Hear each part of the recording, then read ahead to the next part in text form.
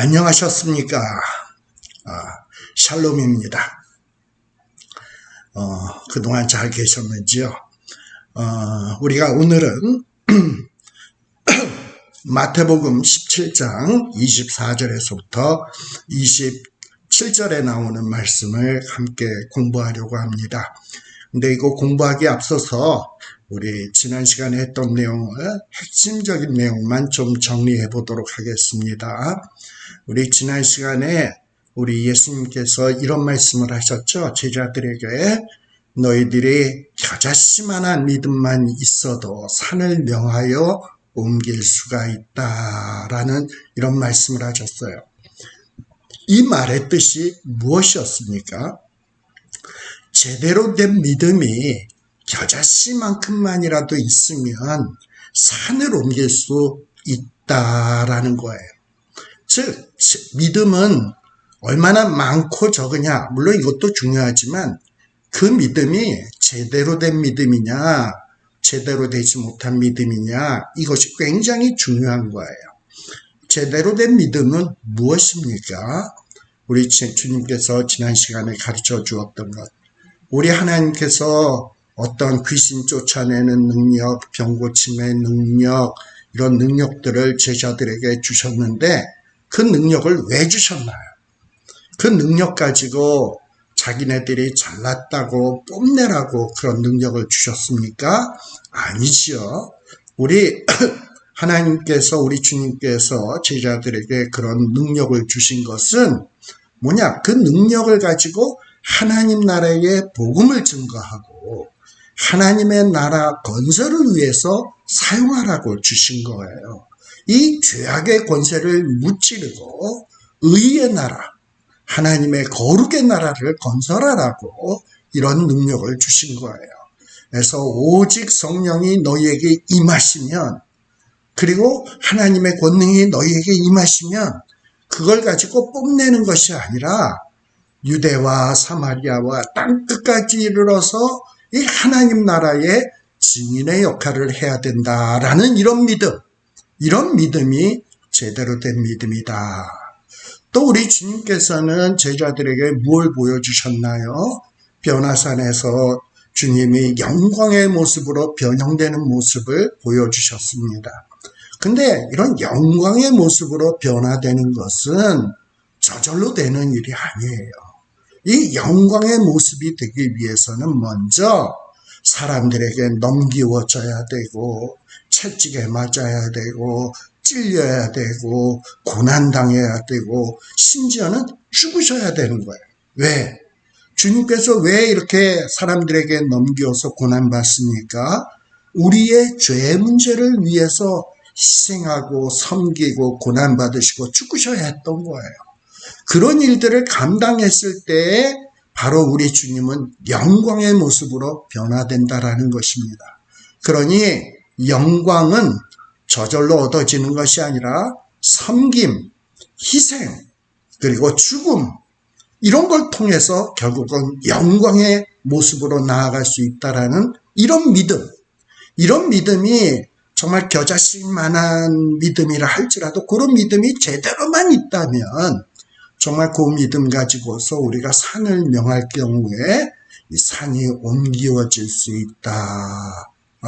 그런 능력도 발휘될 수 있다라는 믿음이 있어야 된다라는 거예요. 그것이 지난 시간에 우리가 살피었던 내용입니다. 자, 그러면 오늘은 마태복음 17장 24절부터 나오는 내용을 살피도록 하겠습니다. 자, 그래서 이 마태복음 17장 24절의 내용을 살피기 위해서 제가 장면을 좀 전환하도록 하겠습니다.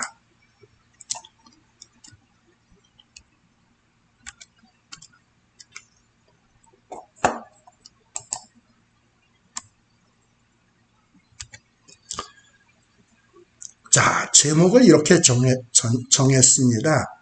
복음 전파를 위한 특권 양보. 복음 전파를 위해서라면 특권도 양보해야 될 수 있다라는 이런 의미겠죠. 자, 이 간질병 걸린 아이를 우리 주님께서는 꾸짖으시고 귀신을 쫓아내 주셨어요.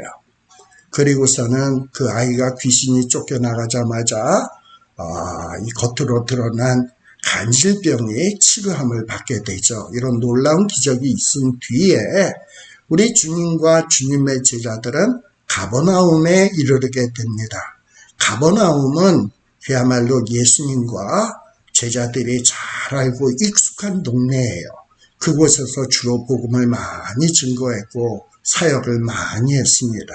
그리고 가버나움에 있는 사람들은 제자들에 대해서도 잘 알고 예수님에 대해서도 잘 아는 그야말로 예수님과 제자들의 고향과 같은 이런 동네였습니다. 근데 이곳에 딱 도착했을 때 이 반세계를 받는 자들, 성전세를 받는 세금 징수자들입니다. 이런 세금 징수하는 자들도 이 주님에 대해서도 잘 알고 제자 베드로에 대해서도 잘 알고 있어요. 그런데 이런 자들이 이 제자 예수님에게는 직접 가지 못하니까 예수님에게는 좀 거북한 이야기를 하기가 곤란하니까 만만한 베드로에게 나와서 야, 너와 너의 선생들은 세금 안 내냐? 이 세금이 반세겔인데 내지 않느냐? 하고 이런 질문을 던지는 사건이 발생하게 됩니다. 자, 그런데 이 세금 징수자들은 앞서도 얘기했지만 베드로 예수님에 대해서 잘 알고 있었던 것 같아요. 그런데 이 세금 징수자, 이 성전세를 받는 자들은 과연 예수님은 성전세를 낼까? 주님의 제자들은 성전세를 낼까? 과연 예수님은 이 성전세에 대해서 어떤 입장을 갖고 있지? 어떤 태도를 보여주지? 이게 굉장히 궁금했던 것 같아요. 그래서 이 예수님과 예수님의 제자들에게 이 관심을 갖고 있었던 것 같습니다. 자, 그런데 이 세금을 반세겔을 받는다 했는데 이 반세겔은 어떤 것이냐? 이 반세겔을 내는 이 전통은 이스라엘 백성들이 애굽 땅에 있다가 하나님의 정말 놀라운 은혜로 출애굽을 하게 되죠. 그리고 시내산에서 도착해서 율법의 말씀을 배우고 십계명도 받고 여러 가지 율법의 말씀들을 받은 이후에 인구조사를 하죠. 근데 이 인구조사가 끝난 뒤에 어떤 법이 만들어지냐? 유대인들 가운데 남자들은 생명의 속전을 내게 돼 있어요. 이 애굽에서 죽은 목숨이나 다름없었는데 하나님의 은혜로 구원받았기 때문에 이 하나님께서 구원해 주신 그 은혜에 감사하는 대가로 이스라엘 백성들이 이 속전이라는 것을 바치게 되었습니다. 그래서 이 속전은 단순한 세금이 아니라 이스라엘 백성들이 자기네들이 구원받은 은혜, 죽을 뻔했는데 정말 생명을 얻고 자유를 얻은 은혜에 감사해서 드리는 이런 하나의 감사의 표시의 세금이었습니다. 자, 그런데 이 세겔은 은으로 된 세겔이 있고 금으로 된 세겔이 있어요. 그런데 이 세겔은 어떤 가치가 있냐? 보통 은으로 된 한 세겔은 일반 노동자가 4일 동안 열심히 일해서 받는 임금에 해당되는 돈이 한 세겔이야. 은 한 세겔. 그리고 금으로 된 세겔은 더 비쌉니다. 이 은 한 세겔에 15배의 가치가 있었어요. 금 한 세겔이 그러니까 은 15세겔이 되는 거지. 그러니 금 한 세겔은 그야말로 엄청난 분량이 되게 되는 거예요. 그런데 오늘 읽은 이 성경 말씀의 반세겔이 금으로 된 세겔인지 은으로 된 세겔인지 이게 정확하게 나와 있지 않아요. 그런데 대체적으로 보통 당시에 통용되던 화폐는 은으로 했기 때문에 아마도 이 반세겔은 은 반세겔이 아닐까 생각이 되어집니다. 자, 그런데 이 이스라엘 백성이라면, 특별히 이스라엘 백성들 가운데 남자들이라면 이렇게 하나님의 은혜 그리고 구원의 은혜를 받은 것을 감사해서 하나님 앞에 이렇게 반세겔을 바치도록 돼 있었어요. 일종의 의무였습니다. 그리고 이런 의무가 지속되다가 이스라엘 백성들이 바벨론에게 멸망하죠. 그리고 포로로 잡혀가 있다가 이제 바벨론에서 돌아오게 되죠. 자, 바벨론에서 돌아온 다음에 이 포로에서 귀환된 사람들이 무슨 돈이 있겠습니까? 그러다 보니 반세겔이던 것이 너무 부담되다 보니까 3분의 1세겔로 또 조정이 되기도 해요. 이 느헤미야서에 나오는데, 그런데 이것이 또 세월이 지나서 예수님 당시도 어려운 때죠. 이 유대 나라가 로마의 식민지로 있던 그런 시대니까. 그런데 또 세월이 많이 지나고 또 환율도 많이 달라졌다 보니까 이 3분의 1세겔이 반세겔로 바뀌어진 것 같아. 근데 이 반세겔을 내게 되면 이 반세겔은 어디에 사용되냐? 당시 이 성소 유지 비용으로 사용이 되곤 했다 이 말입니다. 그래서 이스라엘 백성들을 이렇게 다 반세겔을 내게 되고 이 거두어진 반세겔을 가지고 성전을 수리한다든지 성전에서 제사 드릴 때 이 물질이 사용되었던 것 같습니다. 자, 그러니 이 반세겔을 내는 거는 굉장히 중요하죠. 그런데 이 세금 징수하는 자들이 예수님에게는 말 못하고 베드로에게 가서, 야, 너와 예수님은 세금 안 내냐? 이 세금 가지고 성전 수리하고 그리고 성전에서 이 예배 드리는데 사용하는데 이런 귀한데 귀하게 사용되는데 너희들은 세금 안 내? 이러고 딱 얘기를 한 거예요. 자, 그랬더니 이 얘기를 들었던 이 제자 베드로가 뭐라고 얘기를 하냐? 낸다! 우리 낸다! 이러고 얘기를 한 거예요. 사실 베드로는 어떤 사람이냐? 참 쪽팔리는 것을 못 참아하는 그러한 사람이에요. 그래서 항상 뭔가 예수님이 먼저 무슨 질문을 한다든지 너희는 나를 누구라고 하느냐 할 때 다른 제자들은 우물쭈물하고 있을 때 주는 그리스도이시여 살아계신 하나님의 아들입니다 하고 탁 얘기하고 이랬던 자 아닙니까? 또 예수님이 고난받는다고 했을 때 예수님에게 그런 일 절대 있을 수 없습니다. 내가 있잖아요. 이랬던 사람 아닙니까? 이렇게 나서기를 좋아하고 그야말로 정말 뒤처지는 것을 싫어하는 사람이야. 그런데 이 세금 징수하는 사람들이 너와 예수님은 세금 안 내? 그랬대. 낸다! 이런 거예요. 근데 막상 낸다라고 얘기하는데 베드로가 돈이 있나요? 그리고 예수님은 돈이 있나요?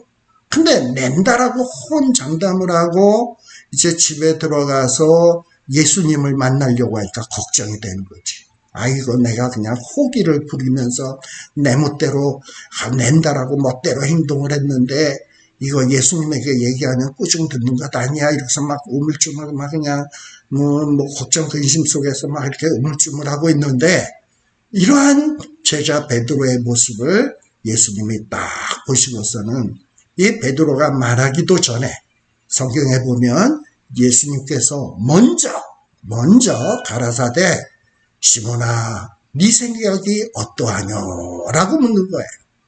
그야말로 우리 예수님은 베드로의 마음을 꿰뚫어보고 있었습니다. 그리고 이 베드로가 이제 예수님이 어떤 질문을 하면 이 베드로가 어떻게 답을 할지도 다 알고 계셨어요. 그래서 이 베드로에게 야, 네 생각 어떠하뇨? 라고 물어본 거예요. 그러면서 예수님이 던지는 질문의 내용이 뭐냐면 야, 임금이 누구에게 세금 받냐? 임금이 자기 아들한테 세금 받냐?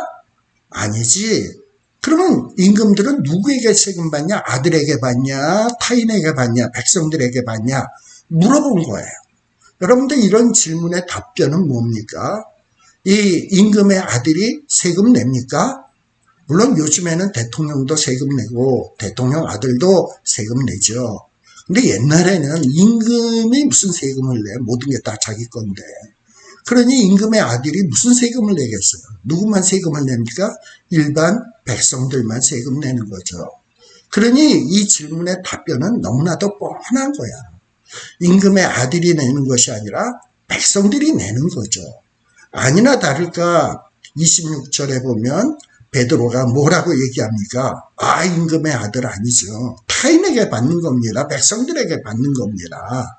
그랬더니 이 이야기를 들었던 예수님이 말씀하시기를, 그래, 그렇다면은 임금의 아들은 세를 안 내는 거야. 그게 맞아. 이 예수님도 이렇게 대답을 하신 거예요.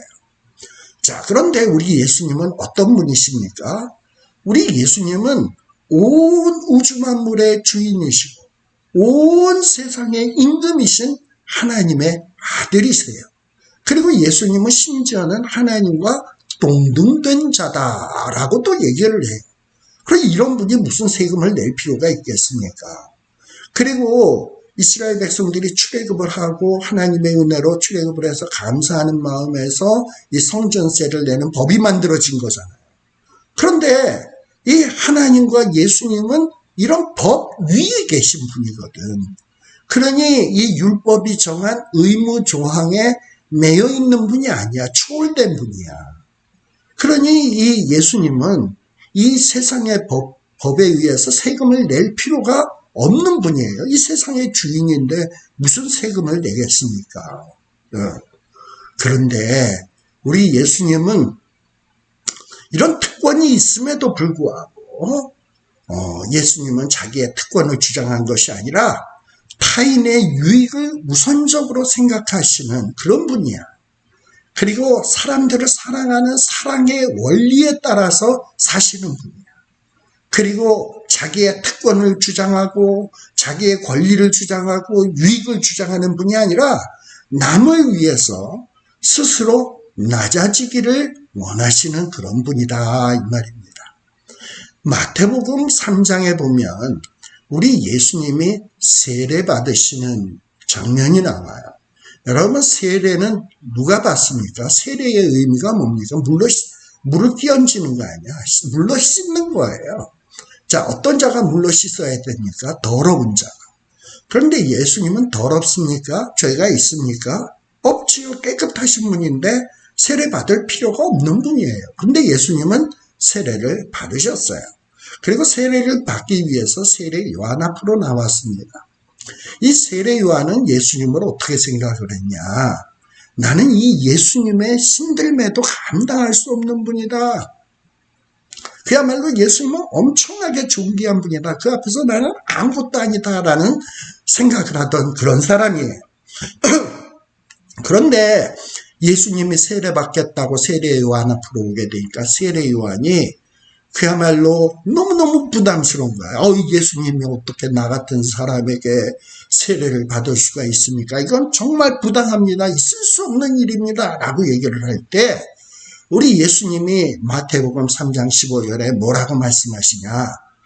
야, 요한아, 우리가 이 율법의 의를 이루어야 한다. 물론 나는 세례를 안 받아도 되지만 이런 율법의 의를 이루기 위해서 내가 이 율법에 순종해야 되겠다라고 말씀을 하시자 이 세례 요한이 비로소 예수님에게 세례를 베푸는 것을 우리가 알 수 있습니다. 이렇게 예수님은 의를 이루기 위해서 자기의 특권을 포기하고 유익을 포기하시는 그런 분이시다라는 겁니다. 자, 그래서 마태복음 17장 27절에 보면 예수님이 이렇게 얘기해요. 베드로에게, 야, 내가 세금 낼 필요 없어. 그리고 너도 나의 제자니까 세금 낼 필요 없는데, 그런데 우리가 세금을 안 내게 되면 저희가 오해하지 않겠냐. 그러니 세금을 내야 된다. 근데 세금을 내야 되는데 돈이 어디 있나요? 그래서 바다에 가서 낚시를 던져서 고기를 잡아라. 그리고 제일 먼저 올라오는 그 고기의 입을 딱 열면 돈 한 세겔을 얻을 것인데, 한 세겔이니까 뭡니까? 베드로가 반세겔, 예수님이 반세겔, 그러니까 한 세겔은 예수님의 목, 베드로의 목이 되는 거죠. 그거 가져다가 나와 너를 위해서 주라라고 예수님이 말씀하시는 겁니다. 근데 여기에서 예수님께서 저희로 오해케 하지 않기 위하여 라는 말씀을 하시는데 이 오해케 한다라는 말은 헬라어로 스칸달리소멘이라는 말이 나와요. 스칸달리소멘은 넘어뜨린다라는 뜻인데 단순히 넘어뜨리는 것이 아니라 함정 같은 데 빠뜨려서 치명적인 피해를 주는 그런 의미의 단어예요. 즉 예수님이 성전세를 납부하지 않으면, 거부하게 되면 어떤 치명적인 상황이 발생할 수 있다라는 겁니다. 즉 예수님이 하나님의 종이라는데, 예수가 뭐 하나님의 아들이라는데, 예수가 뭐 하나님의 말씀을 증거한다는데, 그런데 어떻게 하나님의 성전세를 안 내는가? 이러고선 사람들이 그야말로 실족하게 된다는 거지. 예수님에 대한 이해가 부족한 자들이 예수님이 자기도 법을 안 지키는데, 자기도 하나님을 위하는데 어떻게 하나님을 마음을 다하고 뜻을 다하고 성품을 다하여 사랑하라고 하는가? 하나님의 성전을 위한 어떤 세금도 안 내는 자가 무슨 하나님을 사랑하라고 하는가? 신앙생활 잘하라 하는가? 이러면서 오해할 수 있다 이 말이에요. 그래서 예수와 주님의 제자들을 이렇게 성전세를 안 내게 되면 저들은 율법을 파괴하는 자야, 그리고 저들은 성전과 예배를 무시하는 자들이야 라고 오해해서 이 예수님과 주님의 제자들이 전하는 복음을 배척할 우려가 있는 것을 예수님은 너무나도 잘 알고 있었어요. 그래서 그러한 예방적인 조처로서 성전세를 내라, 그 고기 입속에서 나오는 한 세겔을 가지고 와서 베드로 너 것과 나의 몫을 위해서 성전세를 내라 하신 것입니다. 자, 이렇게 예수님은 이 세금 징수하는 자들, 당시의 백성들을 오해하지 않도록 하게 하기 위해서, 실족하지 않도록 하게 하기 위해서, 치명적인 상처를 받지 않도록 하게 하기 위해서 자기의 권리, 세금을 안 내도 되는 그 권리를 포기하셨다 이 말이에요. 그리고 세금을 내셨다 이 말입니다. 자, 이런 겸비한 모습을 우리 주님은 보이셨는데, 훗날 사도 바울도 이런 겸비한 모습을 보이지요.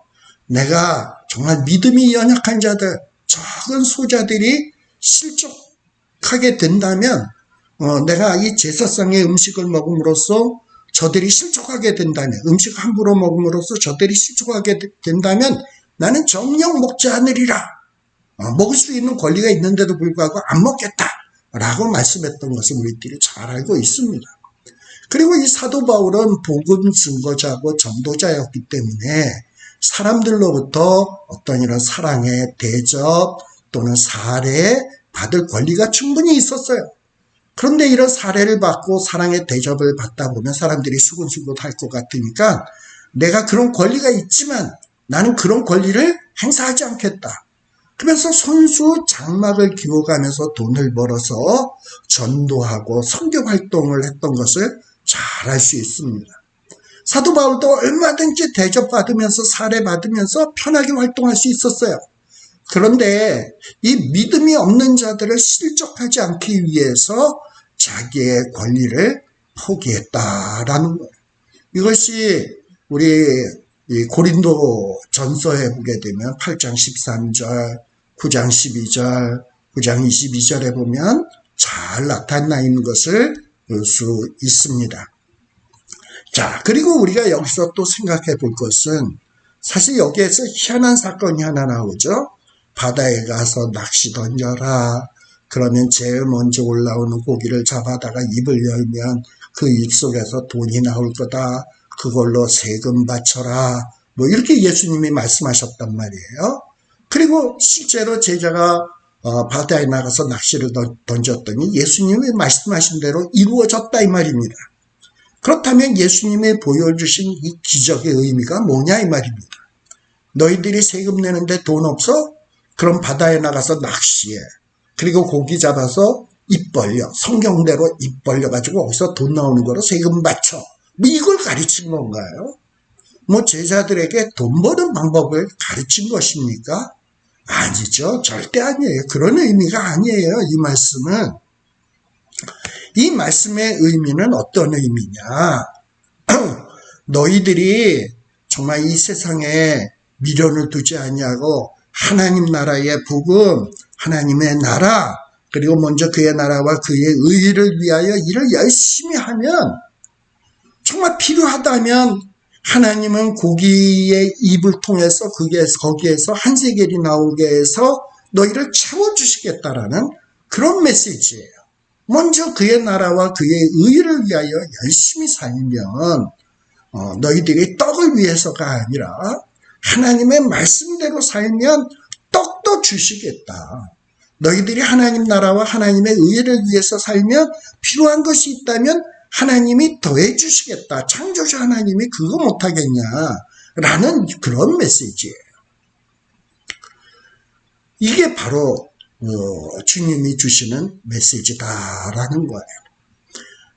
제가 이전에도 한번 얘기한 적이 있는지 모르지만 제 친구 목사님 가운데 차 목사님이라는 분이 계십니다.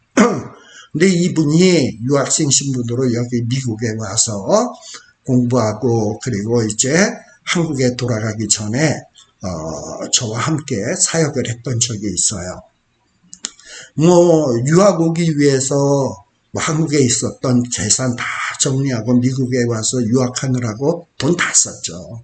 돈이 한 푼도 없어요. 그리고 교회에서 부교육자로 있는데 무슨 사례를 제대로 받나요? 그래도 먹고 살아야죠. 또 아파트 구해서 살아야죠. 애들 교육시켜야죠. 돈이 얼마나 많이 들겠습니까? 근데 그동안에 이 돈도 다 썼거든. 그런데 이제 월세를 내야 될 날이 차곡차곡 다가오는 거야. 근데 집에 돈 낼 돈은 없어. 근데 차 목사님은 워낙에 믿음이 좋아서였는지 걱정 근심이 없는데 그 와이프 되시는 사모님이 이거 아파트 밀린 이 아파트 월세를 내야 되는데 돈이 없는 거야. 그런데 그 당시에 이 마켓 같은 데 보면 이 신문 같은 게 있었거든요. 근데 미주 중앙일보 신문이 있었어. 근데 그 미주 중앙일보가 그 몇십 주년 기념으로 나온 신문이었는데 그 몇십 주년 기념을 기념하기 위해서 사람들에게 경품 잔치를 했어요. 근데 그 경품의 내용이 뭐냐? 어떤 글자를 쫙 쓰고 으뜸 중앙일보, 믿고 신뢰할 만한 중앙일보 이래가지고 괄호놓기 같은 이런 글자를 채워서 이거를 갖다가 신문사에 보내면 추첨을 통해서 당첨된 사람에게 그때 한 1,500불인가 1등으로 상금을 주는 그런 일이 있었어요. 그런데 사모님이 워낙에 돈에 쪼들리고 이러는데 신문을 보니까 그런 경품 이런 어떤 행사를 보고 눈이 번쩍 뜨인 거지. 그래가지고 기도하는 마음으로 아마도 그 칸을 메꿔서 그거를 잘 정성스럽게 해서 우편으로 중앙일보에다 보냈던 것 같아요. 근데 이 아파트 월세를 내야 될 날이 차곡차곡 다가오는데 중앙일보에서 그 경품 추첨을 했는데 이 사모님이 1등으로 딱 당첨이 된 거야. 그래서 이 1,500불 받은 돈으로 월세 딱 내고 그동안에 밀린 어떤 여러 가지 무슨 물값, 전기값 이런 거 내니까 딱 맞게 떨어지는 거야. 기가 막힌 일이 있었어요. 그래서 이 제 친구 목사님은 하나님이 내가 돈 떨어지고 여러 가지 힘드니까 이런 방법을 통해서도 나를 채워주신다 라고 간증을 했어요. 그리고 가는 곳마다 이것을 간증을 했다 이 말이에요. 자, 근데 이런 일들이 계속 반복될까요? 아니에요. 이건 하나의 메시지예요. 하나님이 어떤 메시지를 준 겁니까? 우리 차 목사님과 사모님에게 너희가 하나님 나라와 하나님 나라의 복음과 의를 위해서 열심히 일을 하면 나는 이런 방법을 통해서도 너희를 채워줄 수가 있어. 그러니 너희들은 이 세상의 떡의 문제, 물질의 문제에 신경 쓰지 마. 하나님 나라의 일을 위해서 열심히 신경 써. 그러면 내가 모든 걸 채워줄게. 라는 하나님의 격려의 메시지였다라는 겁니다. 그래서 우리는 이 기적의 의미를 잘 알 필요가 있습니다. 사실 이 기적의 사건은 마태복음 17장 22절 23절에 어떤 말씀이 있었습니까? 주님이 변화산에서 내려오면서 제자들에게 뭐라고 얘기했나요? 제자들은 변화산에서 주님의 영광스러운 모습을 보았단 말이지. 그리고 너무나도 좋아서 이곳에다 초막셋을 주고 우리 함께 하게 해주세요 그랬더니 예수님이 내려가자는 거야. 내가 하늘에서 음성이 났는데 너희는 저희의 말을 들어라 라는 거예요. 그래가지고 자기네들은 이 영광의 모습으로 변화된 그곳에 그냥 주구장창 있고 싶은데 내려오는 거예요. 근데 내려오는데 예수님이 뭐라고 얘기하냐. 내가 장차 사람들에게 넘기워져야 된다. 그리고 나는 고난받아야 된다. 죽어야 된다. 뭐 이런 말씀을 하시는 거예요. 이 말씀을 듣고 제자들이 어떻게 생각했습니까? 성경에 보면 근심했다라는 거예요. 그런데 이런 일이 있은 뒤에 지금 어떤 일이 벌어진 거예요? 고기 입속에서 한세겔이 나오는 이런 기적이 베풀어진 거지. 자, 그러니 무슨 얘기입니까? 너희들이 하나님 나라의 일을 위해서 열심히 하면 하나님이 너를 채울 거야. 그리고 너희들의 떡의 문제는 걱정할 필요가 없어. 라는 메시지를 주는 거죠. 또 우리 예수님은 이 사건을 통해서 뭘 보여주십니까? 우리 예수님은 필요하면 바다도 잠잠케 하시는 분이야.